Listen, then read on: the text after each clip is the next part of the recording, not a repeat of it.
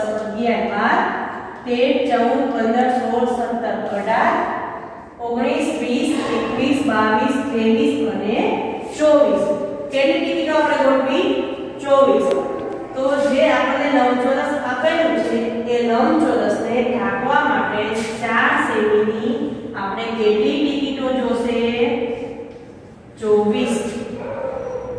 સમજાણું? આપેલા લંબચોરસને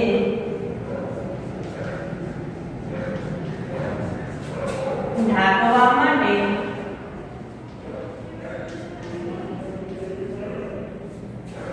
24 ટિકિટો જોશે. સમજાણું મિત્રો? હવે આપણે આ અનુમાન લગાડીશું. હવે એની પાછળ પેજ નંબર 148 ઉપર એક ખાલી જગ્યા છે, તેમાં તમે તમારું અનુમાન કેવું લગાડેલું છે એ આપણે એકવાર ચેક કરવાનું છે. તો જેમ આપણે ખાલી જગ્યા જોઈ લઈએ એકવાર.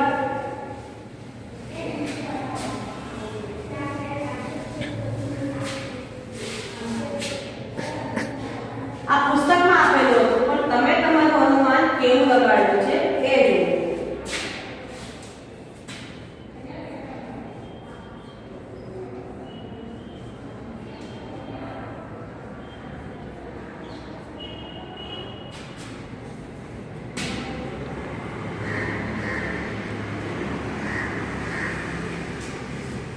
હવે તમારું અનુમાન ચકાસો.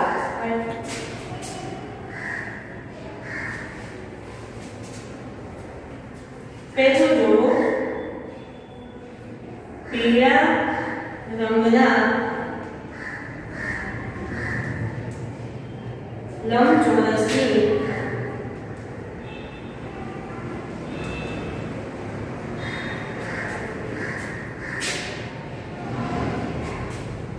બાજુઓને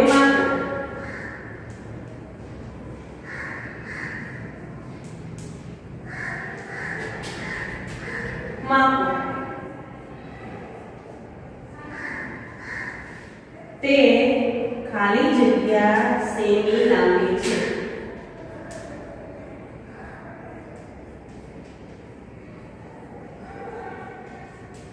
જો હવે અહીંયા દરેકે પોતપોતાનું અનુમાન લગાડવાનું છે કે આગળ આપણે પીળા કલરનું લંબચોરસ આપેલું છે એની બાજુઓને માપવાની છે કે કેટલા સેમીની છે. તો હું અહીંયા મારું અનુમાન લગાડું છું, તમે તમારી જાતે જાતે માપીને તમારું અનુમાન લગાડજો. તો મેં અહીંયા માપેલી છે બાજુઓ, તો મને અહીંયા કેટલા સેમી મળી છે? 14 સેમી. મારા અનુમાન પ્રમાણે પીળા રંગના લંબચોરસની બાજુનું માપ 14 સેમી છે. પીળા કલરના લંબચોરસની બાજુઓ 14 સેમી લાંબી છે. બીજું જોઈએ,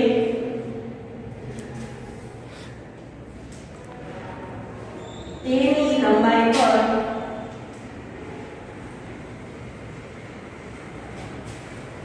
કેટલી ટિકિટ ગોઠવી શકાય.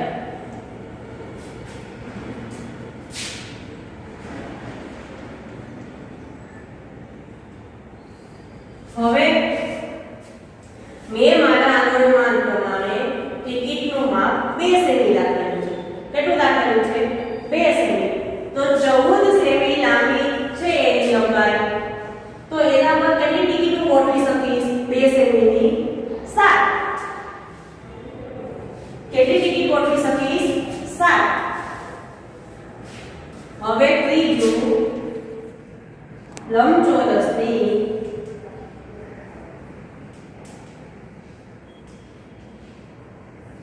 પહોળાઈ કેટલી છે?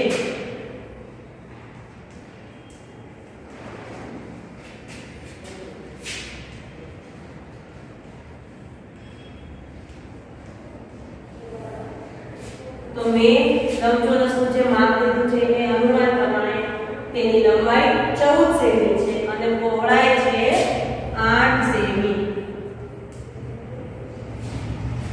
હવે ચોથું, તેની પહોળાઈ પર કેટલી ટિકિટ ગોઠવી શકાય?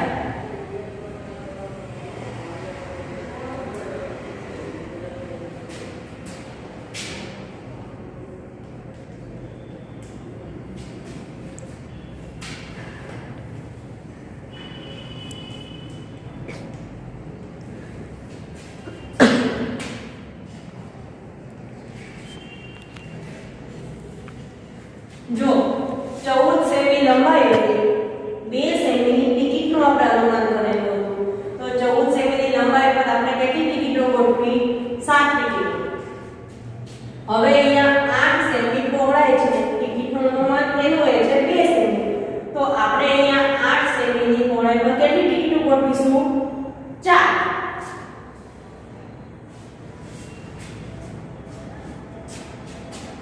હવે પાંચમું જોઈએ.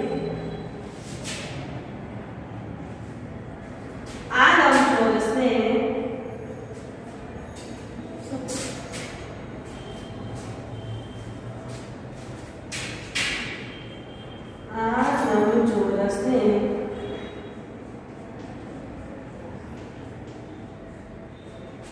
સંપૂર્ણપણે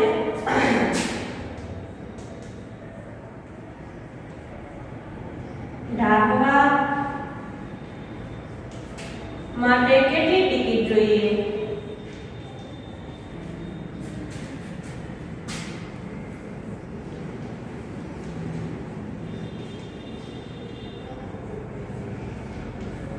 જો 14 એનું લંબાઈ છે અને 8 એની પહોળાઈ છે. 14 સેમીને ઢાંકવા માટે આપણે 2 સેમીની 7 ટિકિટો લીધી, જ્યારે 8 સેમીને ઢાંકવા માટે 2 સેમીની 4 ટિકિટો લીધી. તો આપણે અહીંયા શું કરવાનું છે? ક્ષેત્રફળ શોધવા માટે લંબાઈ ગુણ્યા પહોળાઈ. તો અહીંયા આપણે શું કરીશું? 7 ગુણ્યા 4 કરીશું ને? તો કેટલા આવશે? 7 ચોક 28. તો અહીંયા આપણે સંપૂર્ણ લંબચોરસને ઢાંકવા માટે કેટલી ટિકિટ જોશે? 28. હવે છઠ્ઠું જોઈએ. તમારું અગાઉનું અનુમાન કેટલું યોગ્ય હતું તે તપાસો. હવે લંબચોરસનું ક્ષેત્રફળ કેટલું થાય? જો આ પ્રમાણે આપણે જોઈએ તો લંબચોરસનું ક્ષેત્રફળ કેટલું થાય?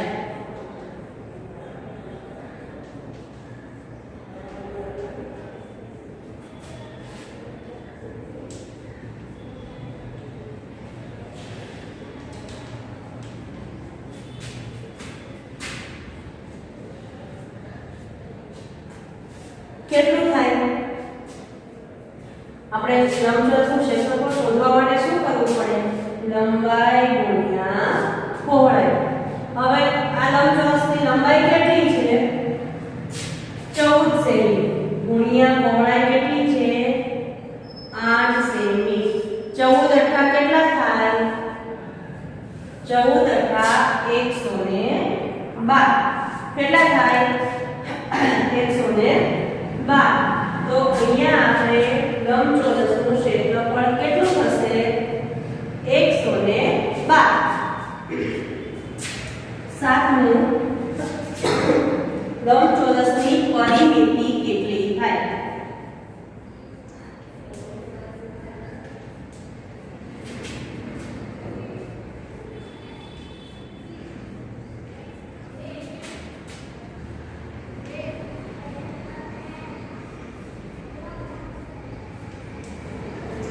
હવે આપણે શું કરવાનું છે?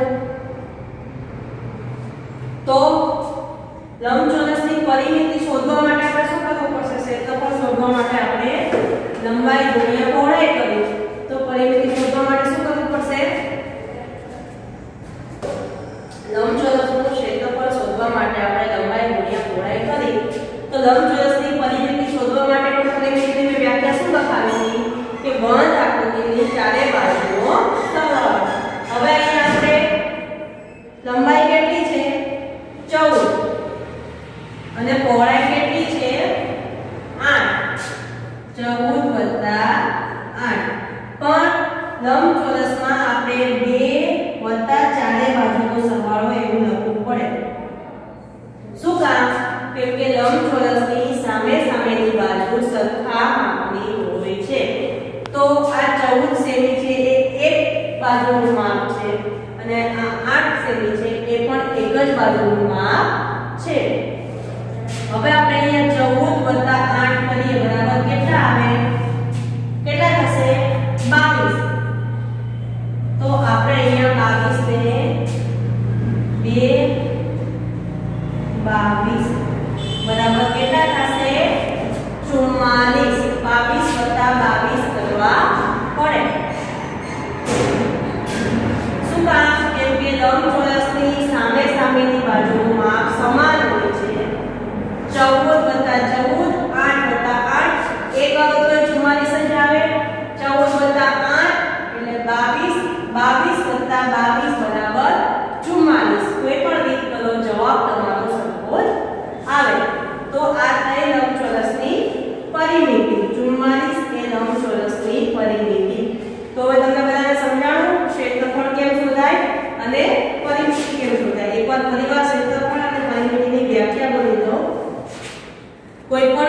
કોઈ પણ